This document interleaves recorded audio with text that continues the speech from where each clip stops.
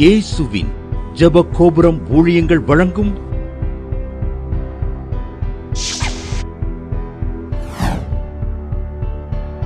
நம்பிக்கையிலே சந்தோஷமாயிருங்கள்.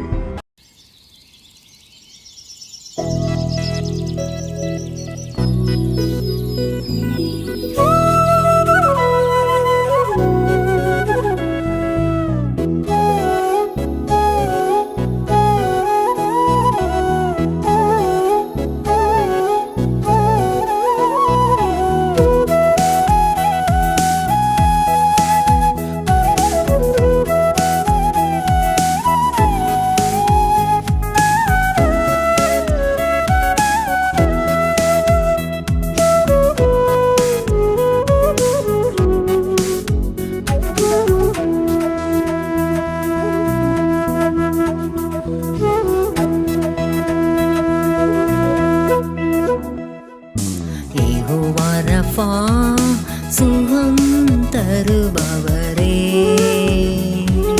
பலன் தருபவரே, யெகோவா ரஃபா சுகம் தருபவரே, பலன் தருபவரே.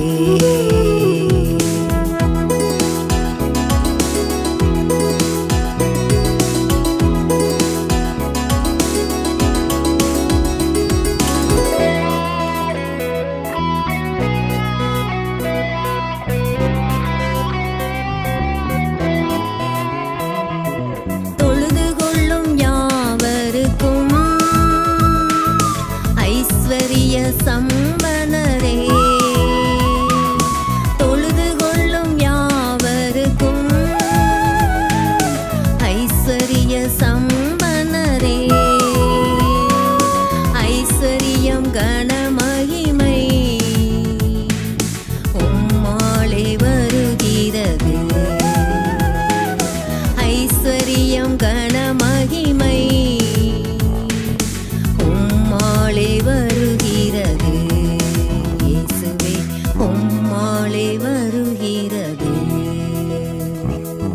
யெகோவா ரஃபா சுகம் தருபவரே, பலன் தருபவரே, யெகோவா ரஃபா சுகம் தருபவரே, பலன் தருபவரே. கண்ணன்கிறவங்க அருப்புக்கோட்டையிலேருந்து எழுதியிருக்காங்க. பையன் எம்பிபிசி நான் படிக்க மாட்டேன், நான் இன்ஜினியர் தான் படிப்பேன்னு சொன்னால் நாங்கள் அவனை ஒரு டாக்டராக படிக்க போகணுன்னு வாங்கித்தோம். அதனால் அவன் நீட் எழுத இஷ்டமே இல்லை, படிடான்னு சொல்லி படிக்க வச்சுட்டே இருந்தோம். ஆனால் நாங்கள் ஜாய் டிவி ஒவ்வொரு வாரம் குடும்பமாக பார்ப்போம். ஞாயிற்றுக்கிழமை 7:30 மணிக்கு ஃபோனில் அம்மாட்ட ஜெபம் பண்ணோம்.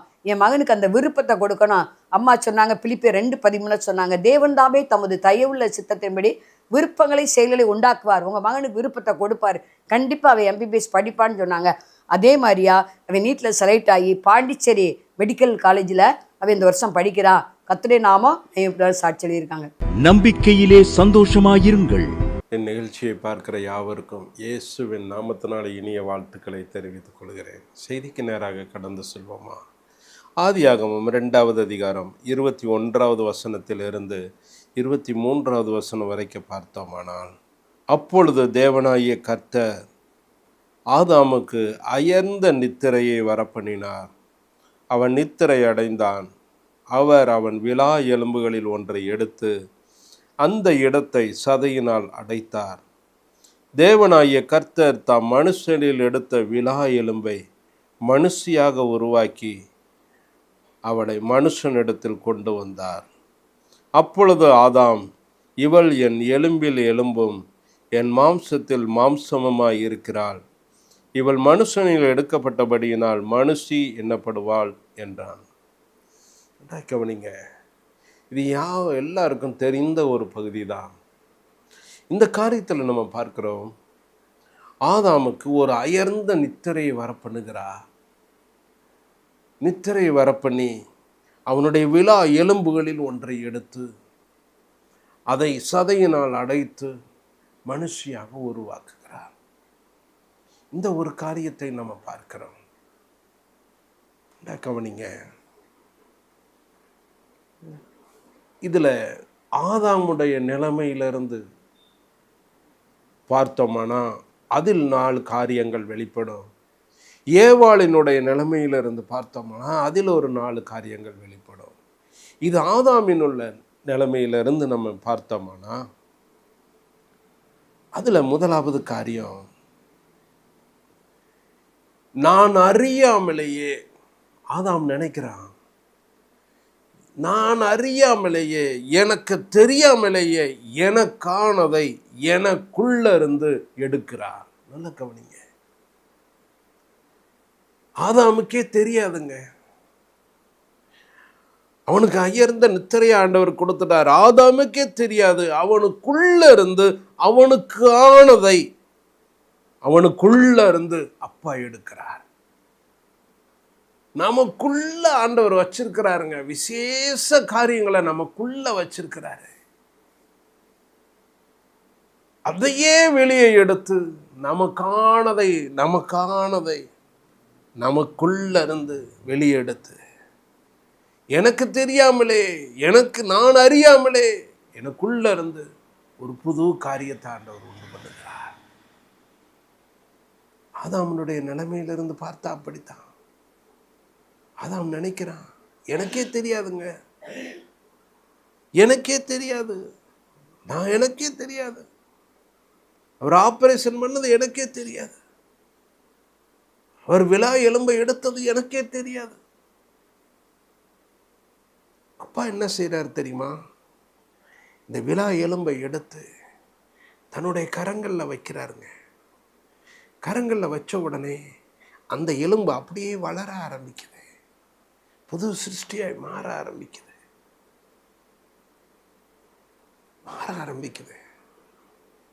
அதை சதையினால் அடைக்கிறார். அழகா ஒரு மனுஷியாய் உருவாக்குகிறார். மண்ணை எடுத்து அடைக்கலங்க, சதையினால் அடைத்தாருன்னு நம்ம பார்க்கிறோம். நல்லா கவனிங்க, நமக்கு தெரியாமலே நமக்குள்ள இருந்து எடுக்கிறாருங்க. நீங்களும் நானும் விலையேறப்பட்ட பாத்திரம். நம்ம அறியாமலே நமக்குள்ள இருந்த எடுத்து அதை உருவாக்கி நமக்கானதாய் கொண்டு வந்து ஆதாமுக்கு முன்னாடி நிறுத்துறாருங்க. ஆதாமு பார்க்கிறாரு, பார்த்துட்டு இவர் மனுஷனிலிருந்து எடுக்கப்பட்டபடினால் இவனுக்கு பேர் மனுஷின்னு பேர் வைக்கிறாருங்க. நல்லா கவனிங்க. அதனாலதான் வேதம் கூறுகிறது, நீங்க வெட்டி எடுக்கப்பட்ட கன்மலையும் தோண்டி எடுக்கப்பட்ட துறவின் குழியையும் நோக்கி பாருங்கள். ஏசாயா 51வது அதிகாரம் 1வது வசனத்தை வாசித்தோம்னா, நீதியை பின்பற்றி கர்த்தரை தேடுகிற நீங்கள் எனக்கு செவி கொடுங்கள். நீங்கள் வெட்டி எடுக்கப்பட்ட கன்மலையையும் நீங்கள் தோண்டி எடுக்கப்பட்ட துறவின் குழியையும் நோக்கி பாருங்கள். எப்பா, உங்களை எங்க இருந்து நான் எடுத்தேன் தெரியுமா? எங்க இருந்து பிரிச்சு எடுத்தேன் தெரியுமா? நீங்க பழைய மனுஷ மண்ணில இருந்து உண்டான ஆதாமப்பா, ஆனா நீங்களோ என்னிலிருந்து உண்டானீங்கப்பா. ஆவிக்குரிய பிள்ளைங்க, நீங்க என்னிலிருந்து உண்டானீங்கப்பா. நீங்க எலும்பும் மாம்சமுமா இருக்கீங்கப்பா. நல்லா கவனிங்க, இதைத்தான் அப்பா சொல்லுகிறார். நாம் அவருடைய சரீரத்தின் அவயவம், அவருடைய மாம்சத்துக்கும் இரத்தத்துக்கும் நம்ம பங்காளிகளாய் காணப்படுகிறோம். உங்களை என்னை ஆண்டவர் வேறு பிரித்திருக்கிறார். எதற்காக? அவருடைய சரீரமா நம்ம செயல்பட ஆரம்பிக்கணுங்க. கிறிஸ்தவர்கள்னா என்ன பேர் தெரியுமா? கிறிஸ்தவர்கள்னு ஏன் பேர் சொல்றாங்க? கிறிஸ்துவை தரித்து கொண்டவர்கள் கிறிஸ்தவர்கள். கிறிஸ்துவை பிரதிபலிக்கிறவங்க தான் கிறிஸ்தவர்கள். நல்லா கவனிங்க, நீங்களும் நானும் அப்பாவை பிரதிபலிக்கிறோமா? ஆதாமுக்கு முன்னாடி ஏவாளை கொண்டு வந்து நிறுத்தின உடனே ஆதாமனுடைய இருதயம் சொல்லுது, இவள் என்னுடைய மாம்சம், இவளுடைய என்னுடைய சரீரம், இவளுக்கு மனுஷின் பேரு. பாருங்க, 2 பேரும் ஒருத்தருக்கு ஒருத்தர் விரும்ப ஆரம்பிக்கிறாங்க. இதை போல தாங்க அப்பா விரும்புகிறாரு. எப்பா, நீ சாதாரணமானவன் அல்லப்பா, உனக்காக நான் ஜீவனையே கொடுத்திருக்கிறேன். நீ தான் என்னுடைய மாம்சத்தின் மாம்சம், என் எலும்புக்கு எலும்பு. அதனால தாங்க அவர் தம்முடைய சொந்த சரீரத்தை பிட்டு நமக்காக கொடுத்தார். சொந்த இரத்தத்தை நமக்காக சிந்தி நமக்கு கொடுத்தார். மாதம் மாதம் நம்ம ராப்போஜன் எடுக்கிறோம் சர்ச்சில். அந்த திருவிருந்தினுடைய காரியம் என்ன? அது ஒரு புதிய உடன்படிக்கை. என்ன உடன்படிக்கை? எப்பா, நீ என்னால் தெரிந்து கொள்ளப்பட்ட ஜனம், அழைக்கப்பட்ட ஜனம், வேறு பிரிக்கப்பட்ட ஜனம், ஒரு பரிசுத்த ஜனம். நீ என்னுடைய ஜனமாய் இருக்கணும்னா என்னுடைய மாம்சத்திலையும் என்னுடைய இரத்தத்திலையும் நீ பங்கு பெறணும். இதற்கு உரியவன்பா நீயே. என்னுடைய சரீரத்தின் அவயவம் நீயே அப்படின்னு அப்பா நம்மளை குறித்து சொல்லுகிறார். நல்லா கவனிங்க. இந்த ஒரு மேலான அனுபவம் நமக்கு வேணுங்க. ஆதாமோடு ஆண்டவர், அது பழைய ஆதாம், நம்ம மண்ணிலிருந்து உருவானவர்கள் தான், அதுல மாற்றமே இல்லை. ஆனா நீங்களும் நானும் கிறிஸ்துவால ஜெனிக்கப்பட்டு இருக்கிறோம். மறுபடி நம்ம தோண்டி எடுக்கப்பட்டு இருக்கிறோம். நம்மளை புதிய மார்க்கத்துக்குள்ள ஆண்டவர் நம்மளை கொண்டு போறார். அதனாலதான் வேதம் கூறுகிறது, அவருடைய மாம்சமாகிய திரையின் வழியாய் புதிதும் ஜீவனுமான மார்க்கத்தை நமக்கு உண்டு பண்ணினார். அந்த புதிய மார்க்கத்துக்குள்ள நம்மளை கொண்டு போறாருங்க. என்ன புதிய மார்க்கம்? நீங்களும் நானும் அவருடைய சரீரத்தின் அவயவம். அவருடைய மாம்சத்திற்கும் அவருடைய இரத்தத்திற்கும் நம்ம பங்காளிகள்.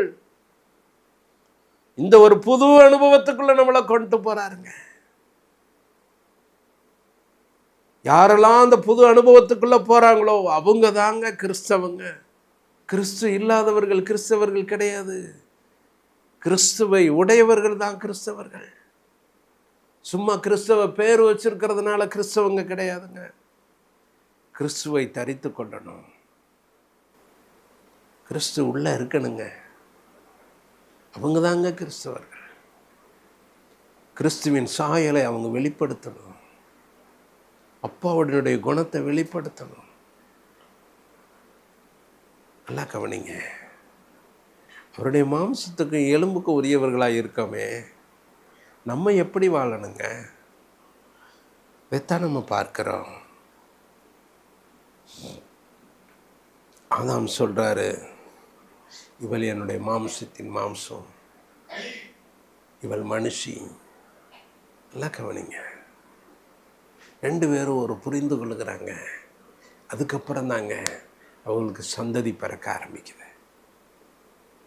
நீங்களும் நானும் ஆண்டவரை புரிந்து வாழணும். புரிந்து வாழணும். அப்பாவோட எலும்புக்கு எலும்பா நம்ம மாறணும். சதையா மாறணும். அப்பதான் பாருங்க ஆண்டவர் நம்மளை கட்டி எழுப்புவார். கட்டி எழுப்புவார். நல்லா கவனிங்க. தேவ பிள்ளைகளாகிய நம்ம அப்பாவுடைய சித்தத்துக்கு ஒப்பு கொடுத்து அவருடைய மாம்சத்தில் இரத்தத்தில் நம்ம பங்காளிகளாய் மாறும்போது நமக்கு சில காரியங்கள் நம்முடைய வாழ்க்கையில் சம்பவிக்கும். வேதம் கூறுகிறது, உங்கள் தகப்பனாய் ஆபிரகாமையும் உங்களை பெற்ற சாராளையும் நோக்கி பாருங்கள். அவன் ஒருவனாய் இருக்கையில் நான் அவனை அழைத்து அவனை ஆசீர்வதித்து அவனை பெருக பண்ணினேன். இன்னைக்கு அப்பா சொல்றாரு, எப்பா நினைச்சு பாருங்கப்பா, நீங்கள் எனக்குள்ள வேறு கொண்டு வளரும்போது எப்படி ஒரு கொடி திராட்சை செடியில் நிலைச்சிராவிட்டால் தானாய் கனி கொடுக்க மாட்டாதோ, அதே போல் நீங்கள் என்னில் நிலைச்சிருந்தா தான்ப்பா நீங்கள் கனி கொடுக்க முடியும். என்னில் நிலைச்சிருக்கலைன்னா நீங்கள் கனி கொடுக்க முடியாதுப்பா. என் மாம்சத்தில் எலும்பில் நீங்கள் பங்காளிகளாக இருக்கும்போது அதோட நீங்கள் எப்போதும் ஜாயிண்டாக இருக்கணும். நான் சொல்றதை விட்டு நீங்கள் வேற காரியத்தை செய்யும் போது நீங்கள் நிலைச்சு நிற்க முடியாதுப்பா. நான் என்ன நினைக்கிறோமோ, என் நோக்கமும் என் தரிசனமும் என் அப்படியே உங்கள் வாழ்க்கையில் செயல்படணும். அதனால தான் ஏசப்பா நமக்கு கற்றுக் கொடுத்த பாடத்தை பார்த்தீங்களா? அப்பா சொல்றாரு, அப்பா உம்முடைய சித்தம் எதுவோ, அப்பா ஜெபிக்கும் போதெல்லாம் அதுதான், உம்முடைய சித்தம் எதுவோ அது என் வாழ்க்கையில் நடக்கட்டும் அப்பா, என் சித்தத்தின்படி அல்ல உம்முடைய சித்தத்தின்படியாக கடவுது. நல்லா கவனிங்க, அவருடைய சித்தத்தின்படியே செயல்படும் போதுதான், இந்த அவயவங்கள் செயல்படும் போதுதான் சரியாக நடக்கும். சித்தத்துக்கு மாறா ஓடும்போது எல்லா இடத்துலையும் தவறுதல் நடக்க ஆரம்பிக்கும். நல்லா கவனிங்க. இங்க அப்பா சொல்றாரு, எப்பா உன் தகப்பனாகி ஆபிரகாம் பாரு, உன்னை பெற்ற சாராளை பாரு, அவங்கள நான் அழைத்தேன், ஆசீர்வதித்தேன், அவங்கள பெருக பண்ணினேன்.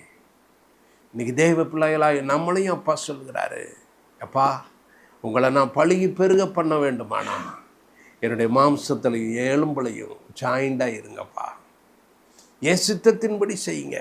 நல்லா கவனிங்க. சில காரியங்கள் நம்மளை அறியாமல் சில காரியங்கள் நடக்க ஆரம்பிக்குது.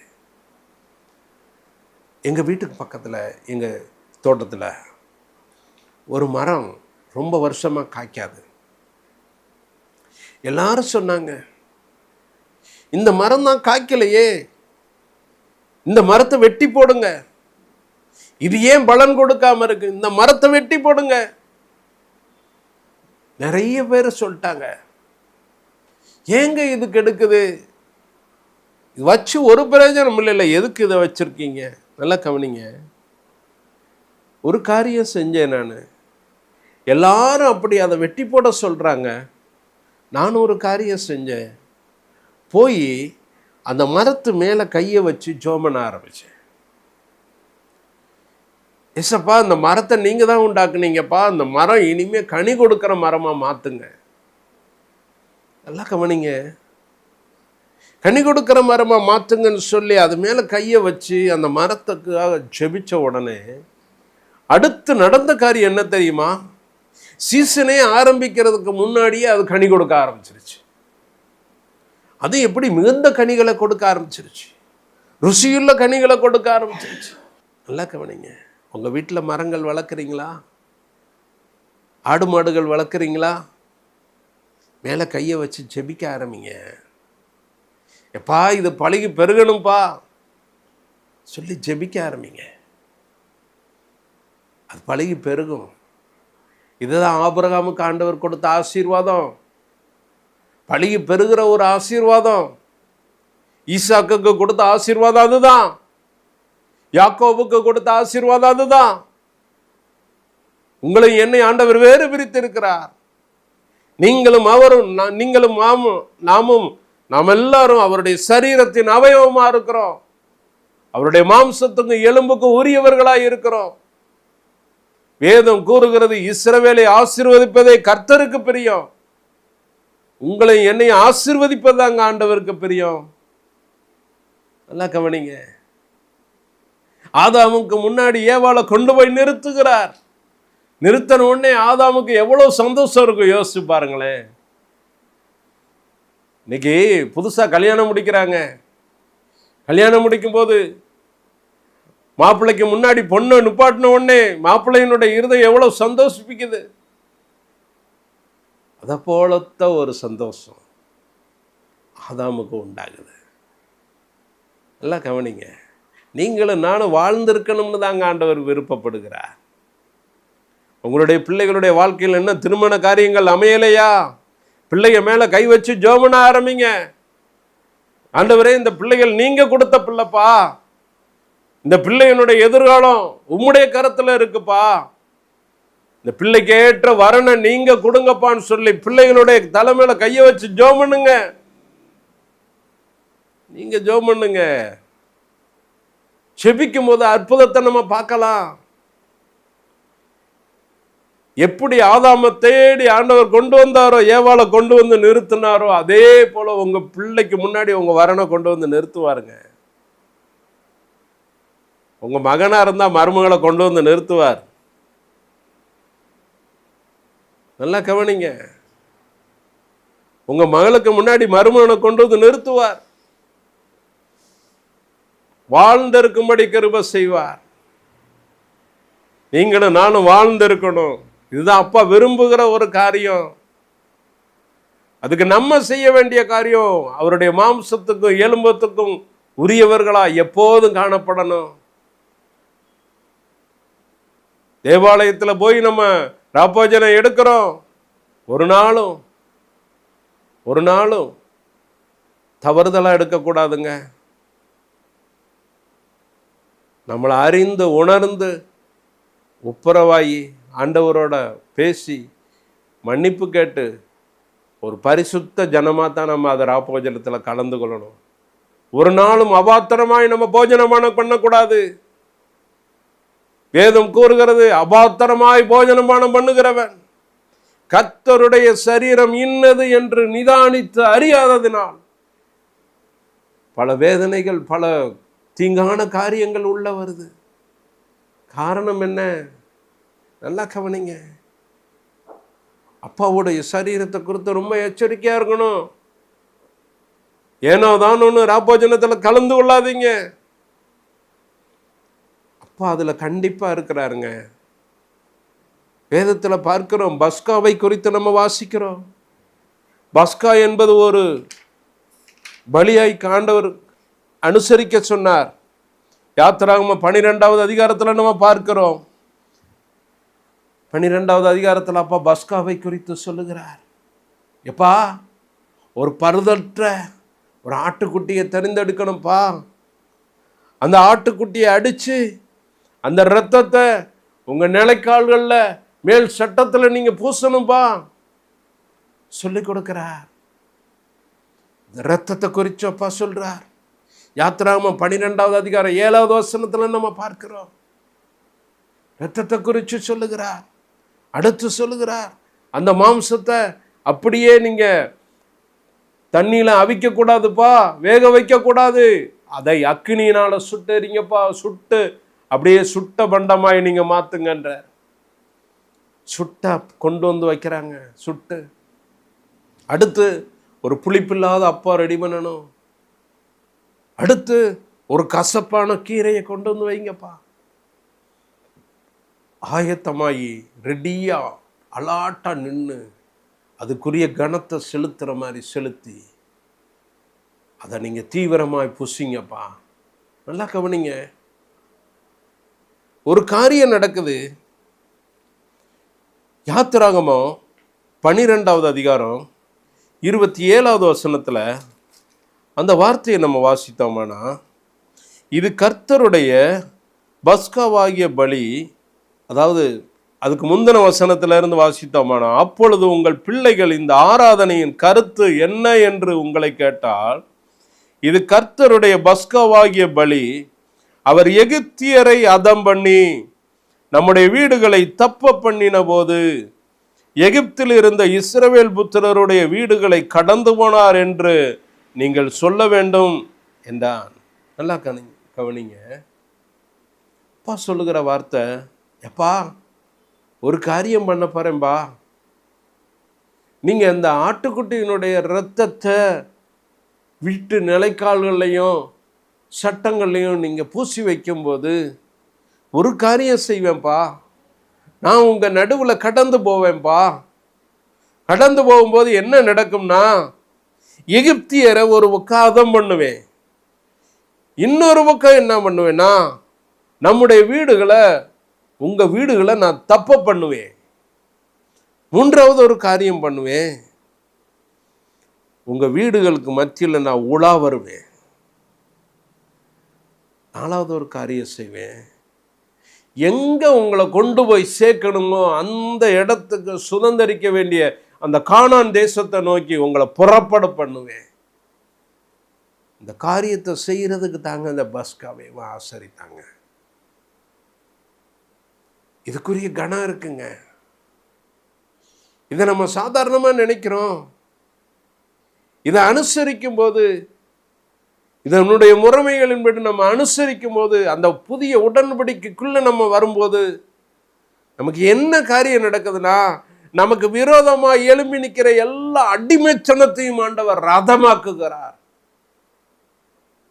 அடிமைத்தனத்தை அதமாக்குகிறார். அது மாத்திரம் இல்லாம நம்முடைய வீடுகளை, நம்முடைய குடும்பத்தை தப்ப பண்ணுகிறார்.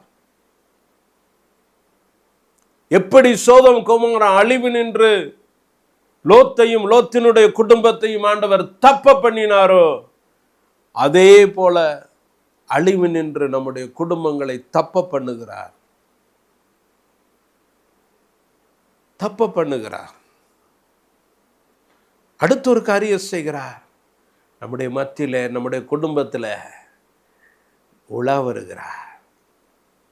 நம்ம நேசிக்கிற தகப்பனாய், நம்மளை நேசிக்கிற தாயாய் நம்ம மத்தியில் உலா வருகிறார். உலா வருகிறார். அடுத்த ஒரு காரியம் செய்கிறார். நம்ம மேலே என்ன தரிசனம் வச்சுருந்தாங்களோ அந்த தரிசனத்தை நோக்கி நம்மளை பயணிக்கும்படி ஆண்டவர் கிருபை செய்கிறார். இதுதாங்க அனுபவம். இதுதான் அப்பா விரும்புகிற காரியம். இன்னைக்கு தேவ பிள்ளைகளாகிய நம்ம அதை புரிந்து வாழணும். ஏன் ஆதாமுக்குள்ள இருந்த ஆண்டவர் வேறு பிரித்து ஏவாளை கொண்டு வந்து முன்னாடி நிறுத்தினாரே. இன்னைக்கு தேவ பிள்ளைகளாகிய நம்மளை கிறிஸ்துவனுடைய ஐக்கியத்துக்குள்ள நம்மளை கொண்டு வந்திருக்கிறாரே. அவருடைய மாம்சத்தில், அவருடைய இரத்தத்தில் நம்மளை பங்கு பெறும்படியா, நம்மளை இணைக்கும்படி ஆண்டவர் விரும்புகிறாரே. காரணம் என்ன?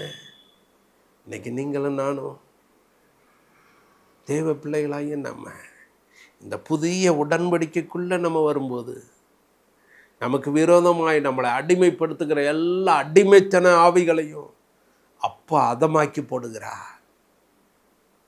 எல்லா கிரியைகளையும் அதமாக்கி போடுகிறார்.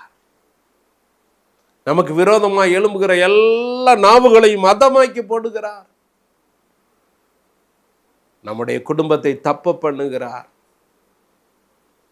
நம்முடைய வீடுகளில் அப்பா உலா வருகிறார்.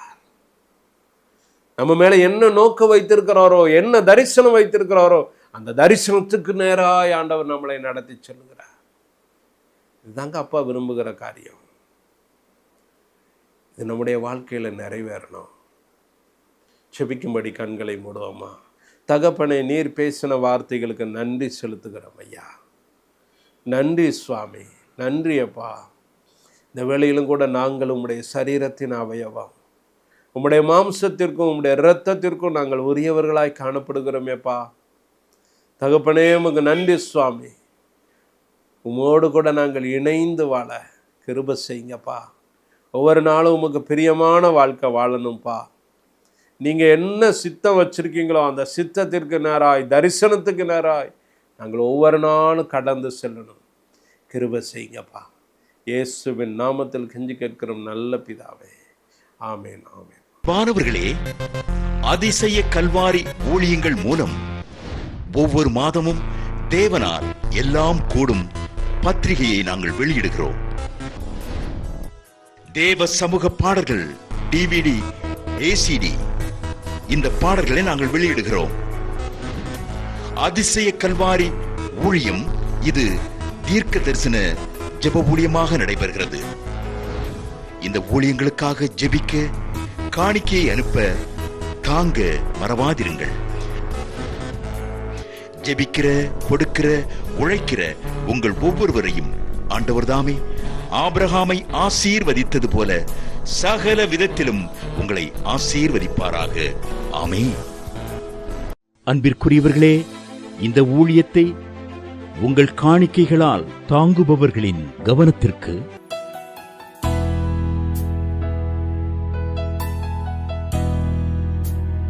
ஜிபே மூலமாகவும் நீங்கள் தாங்கும்படி உங்களை பட்சமாய் கேட்டுக்கொள்கிறோம். எங்களுடைய ஜிபே எண்ணானது 9439308550. எங்களது முகவரி சகோதரி எலிசபெத் சுந்தர்ராஜன், எண் 27, பொதிகை தெரு, குழந்தை சாமி நகர், வண்டியூர், மதுரை 20. செல்போன் எண்கள் 9484177765 9095328172 மற்றும் 9443930850.